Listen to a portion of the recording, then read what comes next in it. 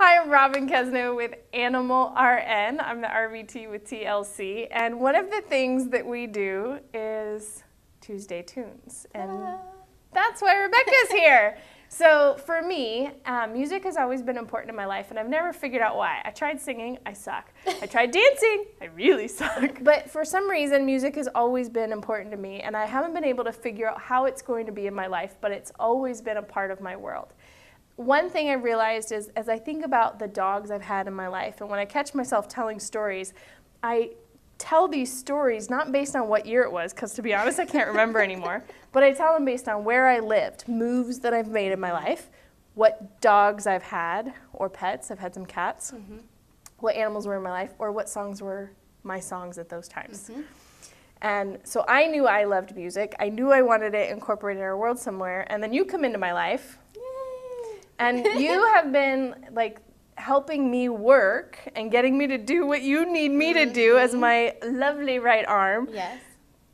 By using music. So how do you do that? Well, I think music is kind of the biggest melting pot of everything. And I know from growing up, I was the kid where everyone was listening to Backstreet Boys and NSYNC, and I was the weirdo listening to Frank Sinatra, Patsy Cline, and Creedence Clearwater. So I always knew growing up that for me, music was so much more than just being popular. It brought me into a mood or a space. And like you were saying, where you always had the pet that you had or that where you lived, I can hear a random song on the radio and tell you exactly where I was, when I first heard it, what I was doing, the emotion that came along with it, and that's something that you just can't find, I feel like. So how did all that variety come into your life? Like, so your friends are listening to NSYNC, they're bebopping, and you're listening to something that your dad would be proud to have you listening to. And I did listen to, I was an NSYNC fan, for sure, okay? We can sing some words. But to me, the NSYNC was so just mushy there, and it was catchy. Where I remember Creedence Clearwater sitting in the shed with my dad and him singing along, smoking a cigarette, doing what he was doing. The words meant so much more. And same thing with Patsy Cline and Frank Sinatra. I used to sit with my great-grandma, and she would sing along with me and tap her feet. And so I think it's more of the emotional aspect more than it is anything else. Yeah, I remember even my dad, my stepdad technically, but absolutely my dad in every way.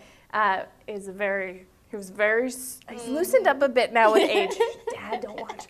But he would blare Will Smith. DJ Jazzy Jeff and the Fresh Prince. Yeah, Yes.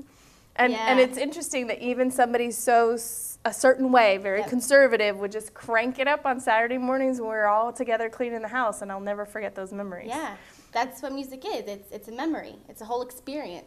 Absolutely. So it's not that unreasonable that we have Tuesday Tunes in our pet blog to tie together our furry memories and our musical melodies. Yes.